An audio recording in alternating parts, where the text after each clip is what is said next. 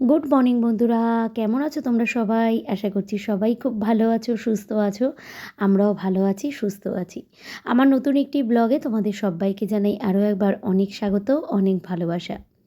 প্রত্যেক দিনের সকালটা তো আমার এখন একই রকমের রুটিন।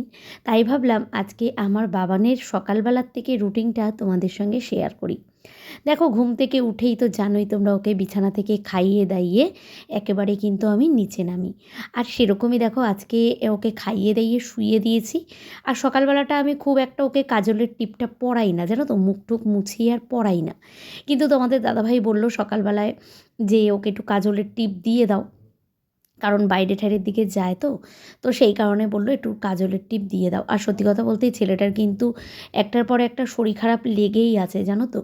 একটা দিনও সুস্থ থাকে না, নেয় ঠান্ডা লাগা, নেয় কাশি, নেয় একটু জ্বর জ্বর, নেয় পায়খানা, নেয় বমি, তো লেগেই আছে। খেয়ে একদমই হজম করতে পারে না। তো এখন যেহেতু একটু হাসি শিখেছে, একটু আ উ করে, তো একটু আস্তে আস্তে একটু একটু করে শিখছে। সত্যি কথা, লোকের কিন্তু একটু চোখ তো পড়েই, তারপরে দেখবে নিজেদেরও তো। বাচ্চা যখনই একটু কিছু আস্তে আস্তে শিখবে, মা বাবারও তো নজর পড়ে। তো তোমাদের দাদাভাই বললো থাক, ওকে একটা কাজলের টিপ পরিয়েই দাও। শুয়ে পড়েছিল, ঘুমিয়েও পড়েছিল, আবার একটু জাগিয়ে নিয়ে কাজলের টিপ পরালাম। কারণ আমার মা বলতো ঘুমান্ত বাচ্চাকে কোনো সময় সাজাতে গোজাতে নেই। তো দেখো, ওই যে একটু নাড়িয়ে চাড়িয়ে ওকে যে আমি কাজলের টিপটা পরিয়েছি না, ওই নড়াচড়া করতেই আছে। এই দেখো, ও কিন্তু সকাল টাইমটা আর সন্ধ্যের টাইমটা কিন্তু যেন ওকে ঘুম পাড়াতে হয় না। দুপুরবেলাও তাই, ঘুম পাড়াতে হয় না।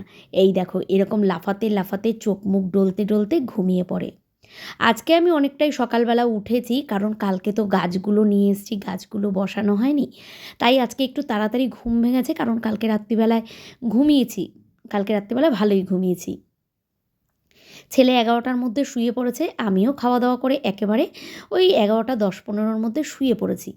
তো সকালবেলায় উঠেছিও তাড়াতাড়ি, ঘুমটা ভালো হয়েছে যেহেতু একদম ছেলে জেগেছে 7টার সময়।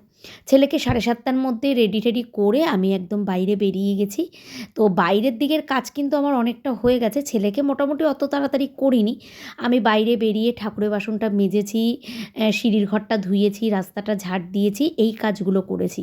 তারপরে রান্নাঘরে যা বাসনকোসন ছিল সেগুলো বার করেছি। তারপরে দেখলাম ঘড়িতে বাজে ওই 8টা 5 মতো। তারপরে গ্যাসের মধ্যে একটুখানি হাত সেঁকে গরম করে তারপরে আমি ছেলেকে নিতে গেছি। ছেলেকে দেখলাম আবার উ আ করছে, ওকে একটু খাইয়ে দাইয়ে পরিষ্কার করে আবার এখন ওর জামাকাপড় ধুতে নেব। কারণ ওর জামাকাপড়গুলো সকালবেলা ধুইনি, এমনিতেই ঠান্ডা লাগে বারবার। আর আমার মা তো খুবই মুখ করে যে সকালবেলা এত সকাল সকাল ছেলের জামাকাপড় ধুবি না। কিন্তু দেখো, জল তো চলে যায়, তারপরে জামাকাপড় শুকানোরও ব্যাপার আছে। তো সেই কারণে অনেক সকালবেলা না ধুলেও মোটামুটি 9টা নাগাদ আমি আমার ছেলের কাঁথা কাপড়গুলো ধুয়ে দিই। তো ওদিকে ছেলে তো ঘুমাচ্ছে, আর আমি দেখো ওদিকে কাঁথা কাপড় ধুয়ে একদম ছাদে মেলে দিয়ে চলে আসলাম গাছগুলো লাগাতে। এর আগে একদিনকে আমার যা আমাকে একটা চন্দ্রমল্লিকা গাছ নিয়ে এসে দিয়েছিল। তো জানো তো, সেই সময়ের অভাবে আমি গাছটা লাগাতেও পারিনি। আর গাছটা প্রায় 3-4 দিন থেকে থেকে গাছটা পুরো শুকিয়েও গেছে। তারপরে আমার যার নিজেই এখানে নিচে বসিয়ে দিয়েছিল, কিন্তু গাছটা আর বাঁচেনি। আর কালকে গাছগুলো কিনে নিয়ে আসলাম, গাছগুলো যদি না বসাতে পারি, চোখের ওপরে শুকিয়ে গেলে তো মানে খুব খারাপ লাগবে, কষ্টও হবে। সত্যি কথা বলতে, গাছ নষ্ট হলে আমার খুব কষ্টই হয়। তো সেই কারণে ভাবলাম এই সকাল টাইমটা ছেলে ঘুমাচ্ছে, এই টাইমটায় একটুখানি আমি করে নিই, গাছটা বসিয়ে নিই। আর এরপরে এমনভাবে কাজে ব্যস্ত হয়ে যাই, তারপরে আর সময় করে উঠতে পারি না। রান্না বান্না কাজকর্ম, ছেলেকে স্নান করানো টাইমে টাইমেই, খাওয়ানো, তো সব দিকটা আর হয়ে ওঠে না। এক্সট্রা এই কাজগুলো এখন আর হয় না। তো দেখো, এখানে কটা গাঁদা ফুল গাছ ছিল, তো আমি এগুলো তুলে ফেলছি। কেন বলো তো, গাছগুলো না একদম শুকিয়ে গেছে। তো এই দু একটা করে ফুল দিয়েছে, গাছগুলো ভালো হয়নি। এই দেখো চন্দ্রমল্লিকাটা, আমার যাকে তাই দেখাচ্ছিলাম, গাছটা পুরো মরে গেছে। তো ও বললো গাছটা তুলেই ফেলো, এইখান থেকে লম্বা করে লাগিয়ে দাও, দেখতে কিন্তু খুব ভালো লাগবে। সত্যিই তাই, ঘরের সামনেটা কিন্তু খুব ভালো লাগছে, জানো তো, দেখতে। তো আমার যেই গাছগুলো বসিয়েছিল ওগুলোও কিন্তু অনেকটা বড় হয়েছে। তো ভাবলাম ওগুলো থাক, আর এই 3টে গাছকে একটু জায়গা করে ফাঁকা করে আমি বসিয়ে দিচ্ছি।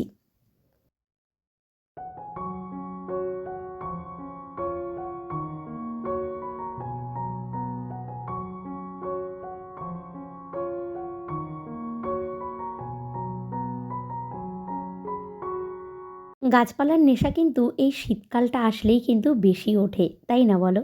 যারা গাছপালা পছন্দ করে, যারা গাছপালা ভালোবাসে তারা কিন্তু মানে শীত, গ্রীষ্ম, বর্ষা সবসময় ভালো লাগে কিন্তু শীতকালটা আসলে বেশি ভালো লাগে। এই ৩ টে গাছ বসিয়ে আমি আমার ছাদের ওপর থেকে একটা ডালিয়া গাছ এনেও আমি নিচটায় বসালাম। তো দেখলাম চন্দ্রমল্লিকা হবে, গেঁদা হবে, একটা ডালিয়া হবে না কীরকম লাগে? তো আমার টবে ৪ টে ডালিয়া গাছ ছিল, তোমরা দেখেছো, দেখিয়েছি তোমাদের। তো ওখান থেকেই একটা এনে আমি এই দরজার সামনেটা বসালাম। বাবানের অন্নপ্রাশনের ডেট কিন্তু ঠিক করা হয়ে গেছে। তো সেই ডেট অনুযায়ী আমি দেখলাম হ্যাঁ, ওই সময়টাও ফুল থাকবে। যদি গাছ বেঁচে ঠিকঠাক মতো ফুল দেয় তাহলে ওই সময়টাও ফুল থাকবে।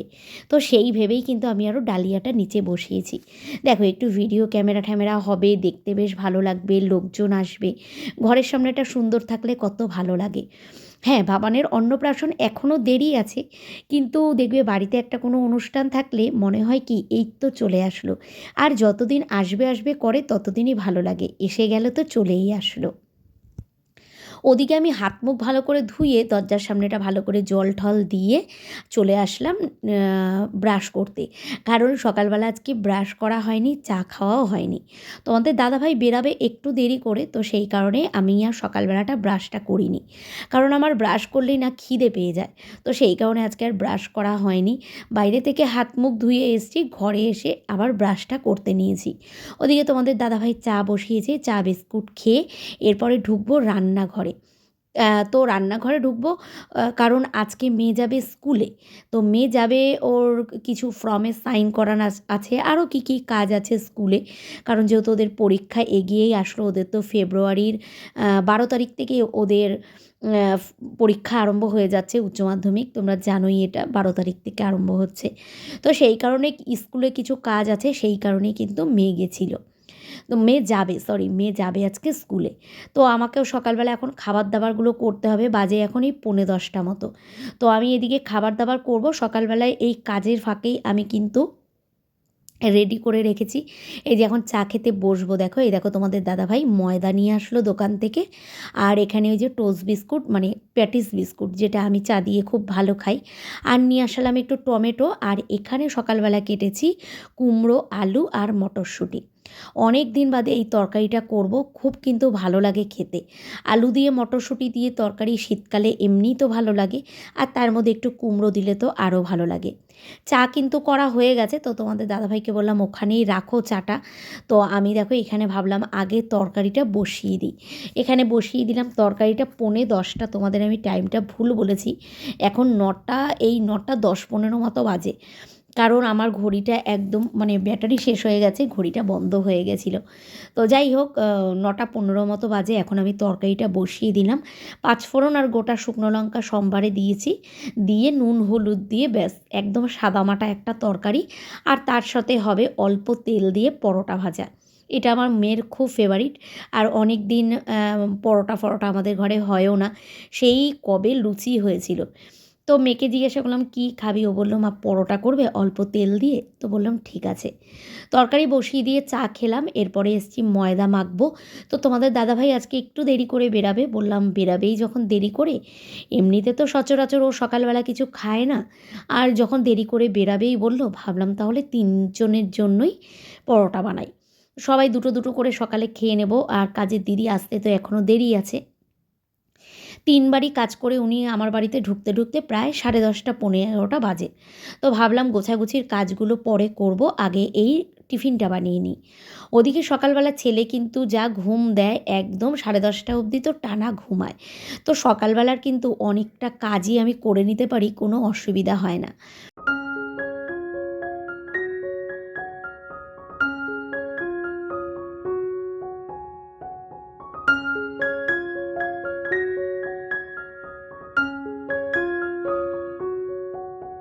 পরোটা করলে কিন্তু আমি সবসময় এমনভাবেই করি জানো তো, আগে চাটুর মধ্যে পরোটা বেলে নিয়ে আগে চাটুর মধ্যে হালকা করে সেঁকে নিই। এইভাবে পরোটা করলে পরোটাগুলো নরমও থাকে, আর খেতেও ভালো লাগে, আর তেলও কিন্তু অল্প লাগে। এই দেখো আমি যা কড়াইতে মানে চাটুটায় তেল দিলাম, এটার মধ্যে মোটামুটি 4টে 5টা পরোটা কিন্তু অনায়াসে ভাজা হয়ে যাবে। একটু সেঁকে নিলে কিন্তু তেলটাও কম লাগে। আর দেখেছো এইভাবে আমি ভাজি পরোটা। তো আমার মেয়ে খুব ভালো খায়, মানে আমি এইভাবে পরোটা করলে করলে আমার মেয়ে খুব ভালো খায়।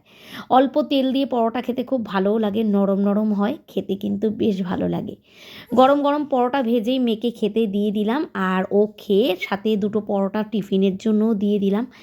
আর দেখো ওর ভাইও কিন্তু উঠে গেছে, মেয়ে রেডি হয়ে গেছে, এদিকে ছেলেও উঠে গেছে। উঠেই ওর দিদির কোলে উঠে দেখো না কি আনন্দ।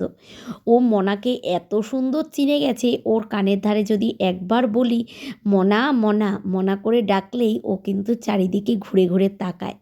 এই দেখো মনা চলে যাচ্ছে, বুঝেছে, ও কিন্তু হাসছে। আর মনা যেদিকে ঘরে দাঁড়ানো থাকবে ও কিন্তু সেদিকেই ঘুরে তাকিয়ে থাকবে। মনাকেও এত ভালোবাসে।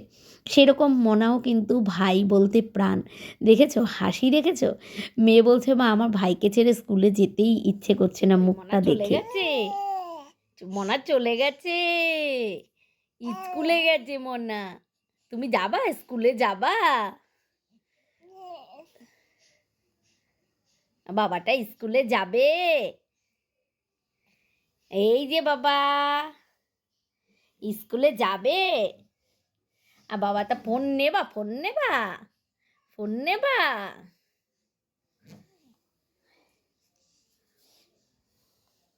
তোমাদের দাদাভাইয়ের কোলে ছেলেকে দিয়ে ছেলে উঠলো, ওঠার পরে ছেলেকে কিন্তু আবার একটু খাইয়ে দিলাম। তারপরে তোমাদের দাদাভাইয়ের কোলে ছেলেকে দিয়ে আমি ঘরটা পুরো পরিষ্কার করে নিলাম। রান্নাঘরে এখনও হাতই দিতে পারিনি, ভাবলাম তোমাদের দাদাভাই থাকতে থাকতে এই দিকের কাজগুলো করে নিই। তারপরে কাজের দিদি আসলো, কাজের দিদি এসে বাসন কোসন মেজে সিঁড়ির ঘর ধুইয়ে ঘরটা মুছে দিয়ে গেল। তারপরে তোমাদের দাদাভাইও চলে গেল। এইবার কি করব, আমাকে তো এবার একা একাই কাজ করতে হবে। একবার করে ছেলেকে দেখছি আর একবার করে কাজ করছি। এদিকে জামাকাপড়গুলো কাচা হয়নি, আমাদের সকালবেলার জামাকাপড়গুলো, বাসি জামাকাপড়গুলো, মেয়ে স্নান করে স্কুলে গেছে সেই জামাকাপড়গুলো সবই কিন্তু রয়ে গেছিলো। আমি চেষ্টা করি সকাল সকাল যদি কাচাটা হয়ে যায় না, এখন শীতের রোদ্দুর তো তাড়াতাড়ি শুকিয়ে যায়। তো আজকে কাচতে কাচতে প্রায় 11টা বেজে গেছে, জল চলে এসছে দেখো 11টা বাজে। এদিকে সব কাজ হয়ে গেছে, আর ছেলের জামা কাপড় ধুয়ে দিলে আমার অতটা চিন্তা হয় না। ছেলেকে আমি সোফার ওপরে শুয়েছি, ঘরে শোয়াই নেই, কারণ বারবার কাজ করব আর ঘরে দৌড়ে দৌড়ে যাব। সোফার ওপরে ওকে শুইয়ে আমি এদিকে জামা কাপড়গুলো ধুয়ে নিচ্ছি। এইবার আমার জায়ের মেয়েকে ঘরে একটু বসিয়ে রেখে আমি চলে যাব ছাদে, এই জামা কাপড়গুলো সব মেলে দিয়ে আসবো। সকালবেলায় একা থাকলে একটু অসুবিধা হয় বাবানকে নিয়ে কাজ করতে, কারণ ও এখন একটু নড়াচড়া করতে শিখেছে, এদিক ওদিক একটু টাল খায়। তো ওকে একা রেখে না ঘরে এখন আর মানে কোনো জায়গায় যাওয়া যায় না। হ্যাঁ, খাটের ওপরে থাকলে অসুবিধা হয় না, কিন্তু খাটের ওপরে থাকলে ও একা ঘরে না খালি লাফিয়ে লাফিয়ে ওঠে জানো তো, আর চিৎকার করে ওঠে। এই যে আমি বাইরের দিকে কাজ করছি আর সমানে কিন্তু ওকে সাড়া দিয়েই যাই। তো এই দেখো ওকে টিভি চালিয়ে দিয়েছিলাম, ওর টিভিতে অত ধ্যান নেই, গান দেখবে না, ওকে আমি এই খেলনাটা পেতে শুয়েছি। হিসু করেছে, ব্যাস চিৎকার আরম্ভ করে দিয়েছে। হিসু পটি করলে ও বেশিক্ষণ থাকবে না, চিৎকার করছে, তখনই আমি বুঝে গেছি আমার ছেলে হিসু করেছে। তো দেখো এবার এসেই হিসুটা পাল্টে দিলাম। আমি কিন্তু ছাদে এখনও যাইনি, তো এরপরে ছাদে যাব, সব গিয়ে জামা কাপড় মেলে দিয়ে আসবো।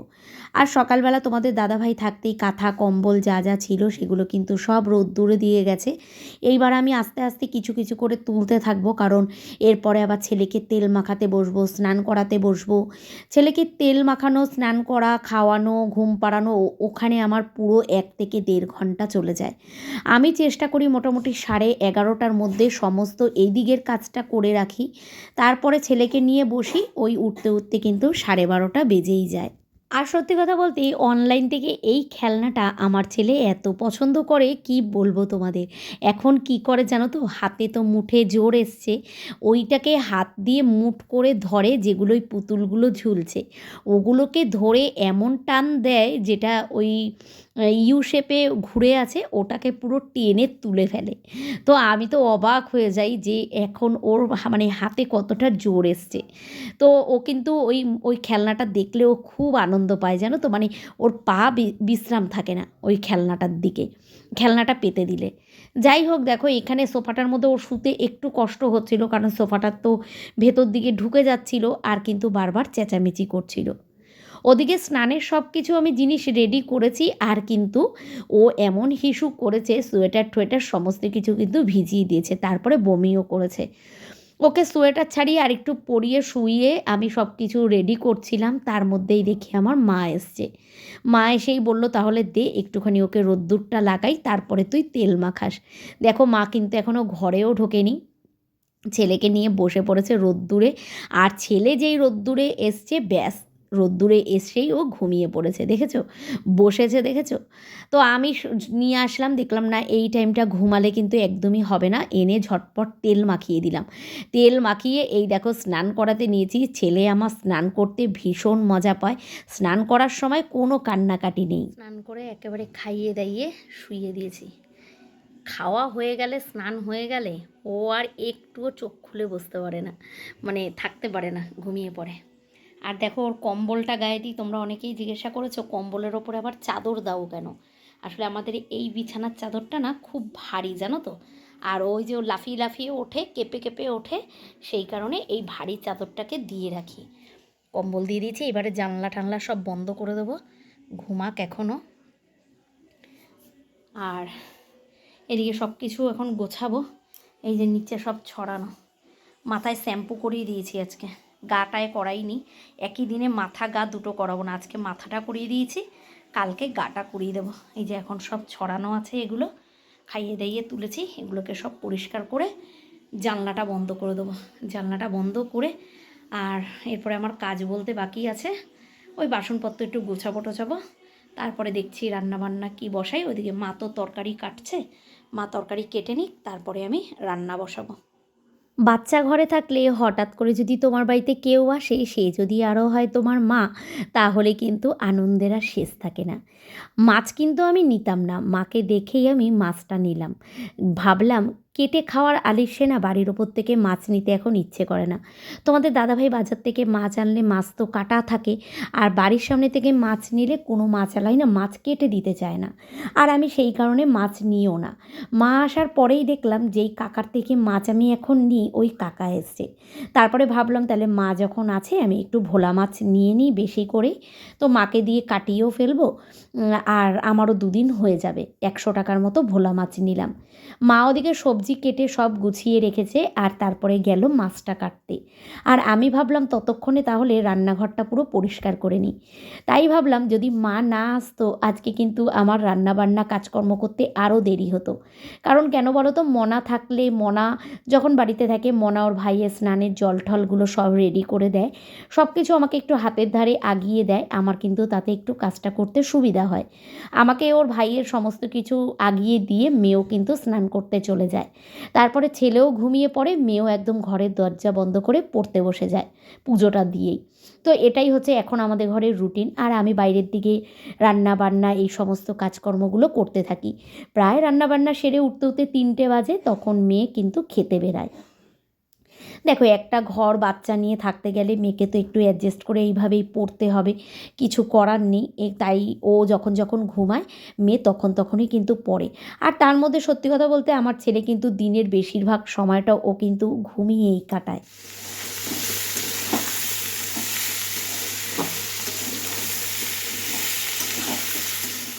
কেটে বেটে গোছানো থাকলে রান্না করতে কিন্তু বেশি টাইম লাগে না। মা তো সব কেটে দিয়েছে, ভোলা মাছটা কেটে আনার পরেই আমি কিন্তু এদিকে রান্না বসিয়ে দিয়েছি।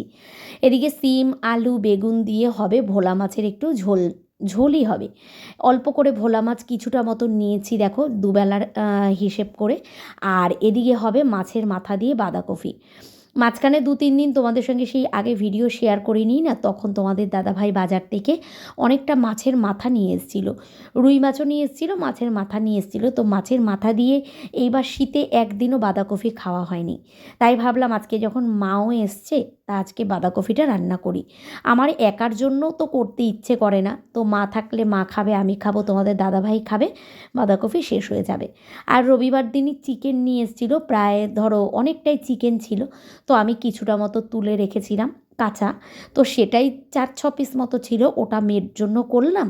আর আমাদের জন্য ভোলা মাছ আর এই মাছের মাথা দিয়ে বাঁধাকপির তরকারি। একটু ডাল করলে ভালো হতো, তারপরে ভাবলাম না থাক ছাড়ো, ডাল আর করবো না, ডালটা করলেই আবার বাসি থেকে যাবে, এটা দিয়েই আমাদের হয়ে যাবে। তবে তোমাদের দাদাভাইয়ের খেতে একটু অসুবিধা হবে। আর আমি ভোলা মাছটা একটু ঝোল ঝোল করে রাখছি যাতে খেতে অসুবিধা না হয়। ভোলা মাছে কিন্তু সর্ষে বাটা দিয়ে ভালোই লাগে, কিন্তু শীতকালের এই ভোলা মাছে বেগুন, সিম, আলু টালু দিয়ে ঝোল করলে কিন্তু ধনেপাতা দিয়ে ভালোই লাগে। যাই হোক, ওদিকে আমি রান্না করছি আর এদিকে কিন্তু একদিকে কম্বল কাঁথাগুলোও নিয়ে এসেছি, সব ভাঁজ করব। আর মা বসেছে সব জামা কাপড়গুলো ভাঁজ করতে বাবানের। ছেলের অন্নপ্রাশন চলে এসছে তো আর মানে বাকি, তো সেই কারণে এখন থেকেই অল্প স্বল্প করে কয়েকটা জিনিস আমি অর্ডার করতে নিয়েছি, বুঝেছো, একটু ঘর সাজানোর জিনিস।